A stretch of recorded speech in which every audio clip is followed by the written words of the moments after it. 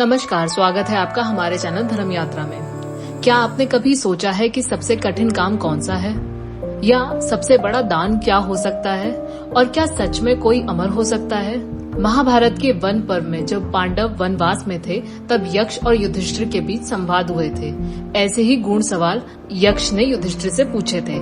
ये सवाल केवल पौराणिक नहीं, बल्कि आज भी हमारे जीवन में उतने ही जुड़े हुए हैं। आज हम जानेंगे आगे के क्वेश्चंस के बारे में। तो बढ़ते हैं और जानते हैं कि यक्ष ने अगला प्रश्न क्या किया।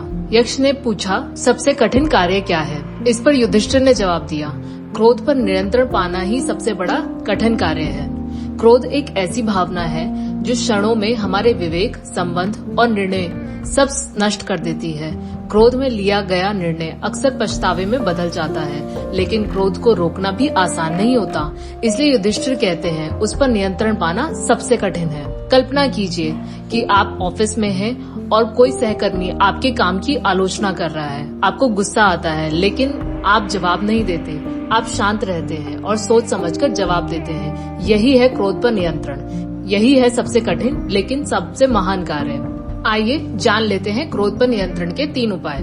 शांत रहने की आदत डालें। क्रोधित होने से पहले 10 सेकंड रुकें, गहरी सांस लें। समझें कि क्रोध समस्या नहीं सुलझाता, उल्टा बढ़ा देता है। ध्यान और आत्मचिंतन करें। प्रतिदिन कुछ मिनट ध्यान करें, तब आपका मन शांत रह सकता है। क्या आपको भी कभी क्रोध पर काबू पाना मुश्किल लगा? कमेंट सेक्शन में जरूर बताएं। और आपने कैसे खुद को संभाला? आइए आगे बढ़ते हैं और जानते हैं सबसे बड़ा दान क्या है। युधिष्ठिर ने इस पर जवाब दिया, अन्न दान ही सबसे बड़ा दान है।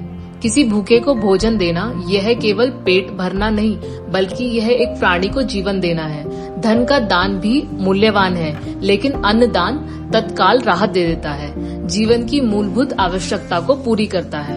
आइए जानते हैं अन्न दान को सबसे बड़ा दान क्यों माना गया है।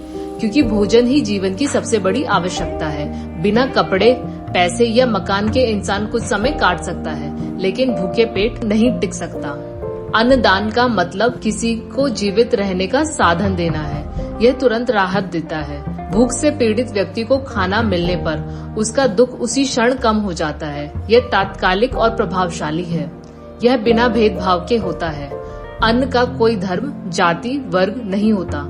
यह हर किसी को एक जैसा लाभ देता है। अगर हम रियल लाइफ के एग्जाम्पल की बात करें तो आपने देखा होगा कि कुछ मंदिरों और गुरुद्वारों में निरंतर भंडारा चलता रहता है। आइए जान लेते हैं कुछ अन्नदान के सरल तरीके।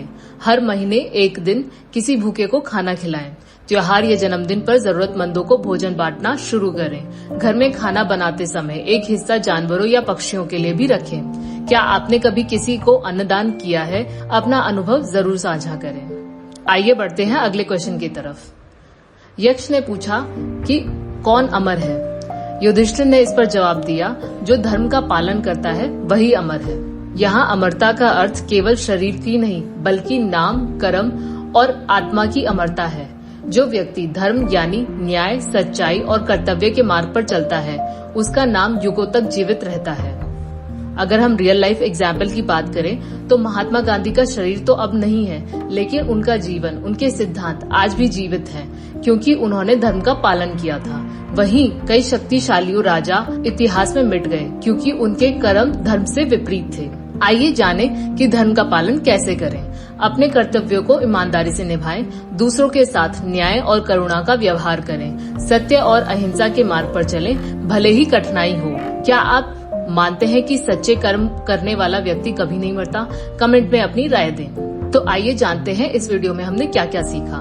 सबसे कठिन कार्य क्रोध पर नियंत्रण करना है। सबसे बड़ा दान अन्नदान है, और वही अमर होता है जो धर्म का पालन करता है।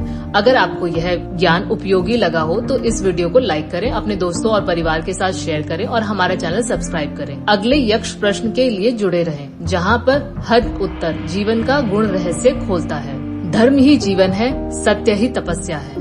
मिलते हैं अगले वीडियो में। जय श्री कृष्ण।